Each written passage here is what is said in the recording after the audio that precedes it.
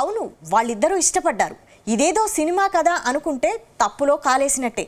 ఉప్పు నిప్పులా ఉండే నాయకులు ఒక్కటైపోయారనే చర్చ ఇప్పుడు అక్కడి రాజకీయాలను షేక్ చేస్తోంది.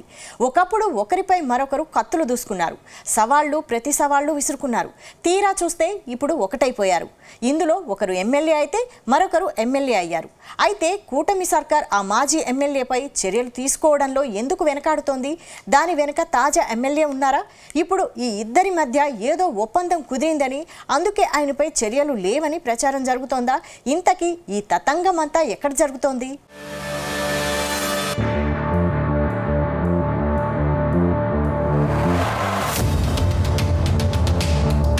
కాకినాడ నగరం ఇప్పుడు స్మార్ట్ సిటీ. కానీ కాకినాడ పరిస్థితి పేరు గొప్ప ఊరు దిబ్బ అన్న చందంగా తయారైందనే టాక్ వినిపిస్తుంది. ప్రస్తుతం కాకినాడ మున్సిపాలిటీలో తొలగించిన చెత్త వేసేందుకు కూడా ప్లేస్ లేదు. స్మార్ట్ సిటీకి చెందిన దాదాపు 1,500 కోట్ల రూపాయలు దుర్వినియోగమయ్యాయని బీజేపీ నాయకులు ప్రతిరోజు ఆందోళన చేస్తున్నారు. అయితే ఇది వైసీపీ తప్పని టీడీపీ తప్పని వైసీపీ ఆరోపించుకుంటున్నారు తప్ప విచారణ మాత్రం ఇంతవరకు జరగలేదు. ఇదిలా ఉంటే Kakinada city MLA Vanamadi Kondababu TDP నుంచి 5 సార్లు పోటీ చేశారు. 1999, 2014, 2024లో 3 సార్లు ఎమ్మెల్యేగా గెలిచారు.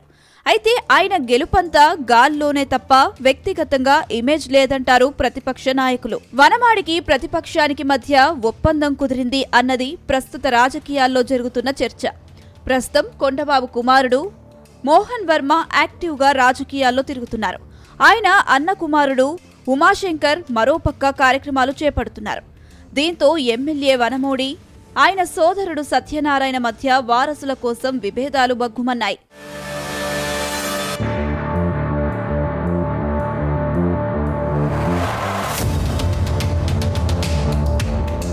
గత వైసీపీ ప్రభుత్వంలో కాకినాడ సిటీ ఎమ్మెల్యేగా ద్వారంపూడి చంద్రశేఖర్ రెడ్డి ఉన్నారు. అప్పట్లో మాజీ ఎమ్మెల్యే వనమాడి కొండబాబుకు ద్వారంపూడికి అస్సలు పడేది కాదు. వీరిద్దరి మధ్య పచ్చగడ్డి వేయకున్నా బగ్గుమనేది. ప్రతిరోజు మీడియా సమావేశాలు పెట్టడం, ఒకరిపై మరొకరు ఆరోపణలు చేసుకోవడం పరిపాటిగా ఉండేది. ఆ తర్వాత ఇద్దరు నేతలు దమ్ముంటే తేల్చుకుందాంరా అని సవాళ్లు విసురుకోవడం, తర్వాత సైలెంట్ అయిపోవడం సాధారణ విషయంగా మారిపోయింది. అయితే 2019లో వైసీపీ అధికారంలోకి రాగానే ఎమ్మెల్యే ద్వారంపూడి చంద్రశేఖర్ రెడ్డిపై తీవ్రమైన ఆరోపణలు చేశారు. ద్వారంపూడి అవినీతి అక్రమాలపై తాము అధికారంలోకి రాగానే తాట తీస్తామంటూ వార్నింగ్ ఇచ్చారు. అలాగే ఎమ్మెల్యే కబ్జాలో ఉన్న భూములను స్వాధీనం చేసుకుంటామని వార్నింగ్ ఇచ్చారు. అయితే కొండబాబు సవాల్ను స్వీకరించిన ఎమ్మెల్యే ద్వారంపూడి, కొండబాబు జాతకం మొత్తం నాకు తెలుసు, కనీసం చేపల వ్యాపారం కూడా లేదు, మద్రాసులో భవనం, భారీ బిల్డింగులు కాకినాడలో, అసలు నువ్వు ఏం చేస్తావు, నీకు వ్యాపారం ఏమిటి, తేల్చుకుందాం రా అని చంద్రశేఖర్ రెడ్డి ప్రతి సవాల్ విసిరారు. కానీ ఎప్పుడైతే కూటమి ప్రభుత్వం అధికారంలోకి వచ్చిందో అప్పట్నుంచి కాకినాడ పాలిటిక్స్ హీటెక్కాయి. ప్రస్తుతం ద్వారంపూడి చంద్రశేఖర్ రెడ్డి పేరు లోకేష్ రెడ్ బుక్ లో ఉందని అంటున్నారు. సీఎం చంద్రబాబు ఆయన సతీమణిని వ్యక్తిగతంగా దూషించారు. పవన్ కళ్యాణ్ ను అయితే అంతు చూస్తానని బెదిరించారు. పవన్ కళ్యాణ్ గెలిస్తే నాలుక కోసుకుంటానని చంద్రశేఖర్ రెడ్డి సవాల్ కూడా విసిరారు. ఇవన్నీ దృష్టిలో పెట్టుకుని కూటమి అధికారంలోకి వస్తే రెడ్డి జైలుకెళ్లడం ఖాయమని పలువురు జోస్యం కూడా చెప్పారు.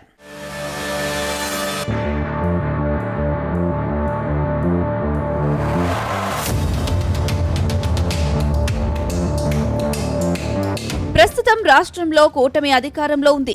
కొద్ది రోజులుగా మాజీ ఎమ్మెల్యే ద్వారంపూడి చంద్రశేఖర్ రెడ్డికి సంబంధించిన మిల్లులు, గోడన్లపై దాడులు జరుగుతున్నాయి. కేసులు పెట్టారు. ఏమీ కాలేదు, సీజ్ ది షిప్ అన్నారు. కానీ షిప్ వెళ్లిపోయింది. ఇక చంద్రశేఖర్ రెడ్డి పాత రికార్డులు తీస్తున్నామన్నారు. కానీ ఆయనపై సవాల్ విసిరిన ఆయనపైనే ఎమ్మెల్యేగా గెలిచిన కొండబాబు ఇప్పుడు షుప్ గప్ చుప్ అంటున్నారు. ఎక్కడా చంద్రశేఖర్ రెడ్డి పేరు తేవడం లేదు. గతంలో చంద్రశేఖర్ రెడ్డి చెప్పిన భూముల గురించి మాట్లాడడం లేదు. దీంతో చంద్రశేఖర్ రెడ్డి సేఫ్ జోన్లో ఉన్నారనే ప్రచారం సాగుతుంది. ఇప్పటికే ఎమ్మెల్యే కొండబాబుతో పాటు మరో పార్టీ ఎమ్మెల్యే కూడా కలిసి మాజీ ఎమ్మెల్యే ద్వారంపూడి చంద్రశేఖర్ రెడ్డితో ఒప్పందం చేసుకున్నారని సమాచారం. కొద్ది రోజుల క్రితం ఈ ముగ్గురు నేతలు రహస్యంగా సమావేశమై చర్చలు జరిపినట్టు రాజకీయ వర్గాల్లో చర్చ జరుగుతుంది.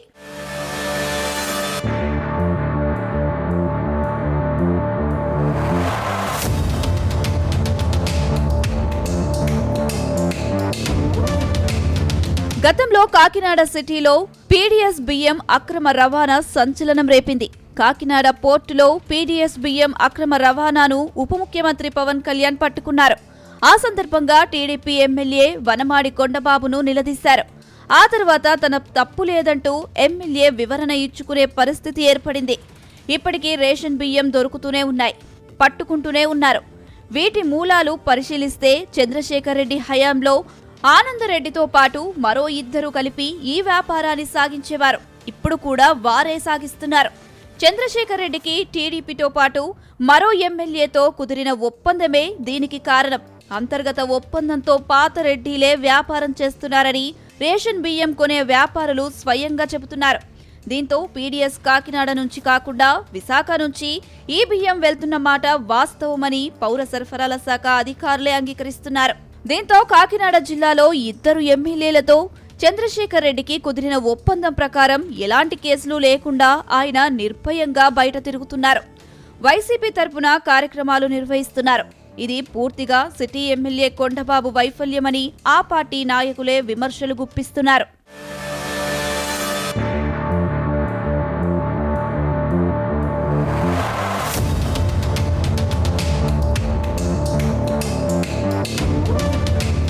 ప్రస్తుతం కొండబాబు వ్యవహార శైలిపై జనసేన కాకినాడ ఎంపీ ఉదయ శ్రీనివాస్ సీరియస్ గా ఉన్నారు. ఆయన పేరు చెబితేనే మండిపడుతున్నారు. ప్రజల కోసం కాకుండా వ్యక్తిగతంగా కొండబాబు పనిచేస్తున్నారని ఎంపీ అనుచరులు ఆరోపణలు గుప్పిస్తున్నారు. ఇదే అంశంపై వివాదాలు కూడా జరిగాయి. ఇప్పటికీ వారిద్దరి మధ్య పొసగడం లేదు. అలాగే ఎమ్మెల్సీ కర్రి పద్మశ్రీ ఆమె ఉన్నత కుటుంబానికి చెందిన నాయకురాలు, విద్యావేత్త. ప్రోటోకాల్ విషయంలో కూడా ఆమెకు గౌరవం ఇవ్వడం లేదని ఎమ్మెల్యే కొండబాబుపై ఆరోపణలు ఉన్నాయి. ఏ కార్యక్రమం జరిగినా ఎమ్మెల్సీని పక్కన పెట్టి కొండబాబు పెత్తనం చేస్తున్నారని ఎమ్మెల్సీ అనుచరులు వాపోతున్నారు. ప్రోటోకాల్ పరిశీలిస్తే ముందు ఎమ్మెల్సీకి, తర్వాత ఎమ్మెల్యేకి ప్రాధాన్యత ఇస్తారు. కానీ ఎమ్మెల్సీని కేవలం వేదికకి పరిమితం చేసే మాట్లాడే అవకాశం కూడా ఇవ్వడం లేదని ఆరోపణలు వస్తున్నాయి. తనకు ప్రోటోకాల్ ప్రకారం మర్యాద ఇవ్వడం లేదన్నది ఎమ్మెల్సీ పద్మజ వాదన. అందుకే ఆమె ఎమ్మెల్యే విచ్చేసిన కార్యక్రమాలకు హాజరు కావడం లేదు. ప్రభుత్వ కార్యక్రమాలకే హాజరవుతున్నారు.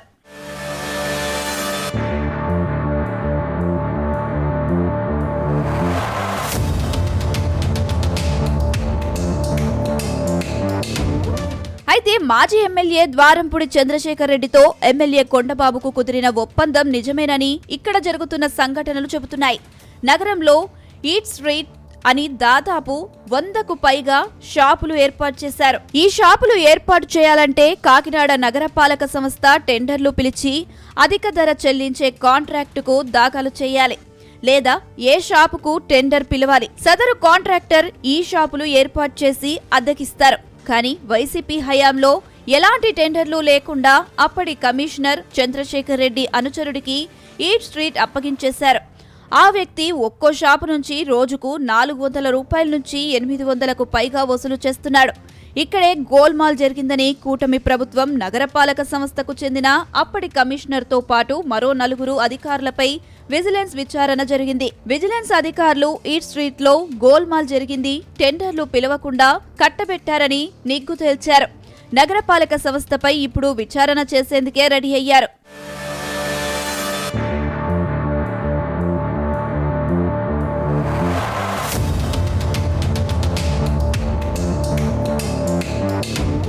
ఎప్పుడైతే కూటమి ప్రభుత్వం అధికారంలోకి వచ్చిందో అప్పుడే ఆ తప్పు సరిచేస్తుందని అంతా అనుకున్నారు. కానీ అలా జరగలేదు. చంద్రశేఖర్ రెడ్డి అనుచరుల చేతిలో నుంచి ఈట్ స్ట్రీట్ ఎమ్మెల్యే వనమాడి అనుచరుల చేతుల్లోకి వెళ్ళింది. అది కూడా ఆయన కుటుంబ సభ్యుల చేతికి వచ్చిందని చెబుతున్నారు. గతంలో ఎవరైతే షాపులు పెట్టుకున్నారో వారే కంటిన్యూ అవుతున్నారు. కానీ రోజుకు పాత కిరాయి కంటే 100 రూపాయలు పెంచి మరీ వసూలు చేస్తున్నారని అక్కడి వ్యాపారులు చెబుతున్నారు. తద్వారా ఏడాదికి 1 కోటి రూపాయలకు పైగా కార్పొరేషన్కు నష్టం వస్తుంది. ఇంత జరుగుతున్నా అటు చంద్రబాబు, ఇటు పవన్ కళ్యాణ్ ఎందుకు పట్టించుకోవడం లేదన్నది రాజకీయ వర్గాల్లో జరుగుతున్న చర్చ. ఇదే విషయమై సీనియర్ ఐఏఎస్ అధికారి జోక్యం చేసుకోవడంతోనే ఎమ్మెల్యేకు ఆమెకు మధ్య అగాధం పెరిగింది. ఆమెను బదిలీ చేయాలంటూ స్వయంగా ఎమ్మెల్యే వనమాడి పురపాలక శాఖ మంత్రి నారాయణను కోరారు. నగరపాలక సంస్థలో ఎప్పుడో కాంటాక్ట్ చేసిన ఓ టీడీపీ నాయకుని కుమారుడు నగరపాలక సంస్థ కమిషనర్పై దౌర్జన్యం చేశాడు. విధి నిర్వహణలో ఉన్న ఐఏఎస్ అధికారిపై తిరగబడడంతో ఆమె కేసు పెట్టారు. అది కూడా తప్పుగా భావించి టీడీపీ నేతపై కేసు పెట్టారు. ఆమెను బదిలీ చేయించండి అంటూ వినతి పత్రం ఇచ్చారు. ముఖ్యంగా ఈట్ స్ట్రీట్లో నగరపాలక సంస్థకు ₹1 కోటి నష్టం వస్తుంది. ఎమ్మెల్యేకు ఆ ఆదాయం వస్తుందని ఇప్పుడు వైసీపీ నాయకులు ఆరోపిస్తున్నారు. ఓ పక్క ఎంపీతో వివాదం, మరో పక్క ఎమ్మెల్సీతో ఘర్షణ, ఇంకో పక్క నగరపాలక సంస్థ కమిషనర్పై ఆగ్రహం. ఎక్కడికక్కడ కమిషన్లు, పీడీఎస్ బియ్యం. అదేవిధంగా నగరపాలక సంస్థకు చెందిన కాంట్రాక్టులను ముక్కలుగా విడదీసి టెండర్లు లేకుండా తన అనుచరులకు కట్టబెట్టడం వంటి ఆరోపణలు ఎమ్మెల్యే ఎదుర్కొంటున్నారు.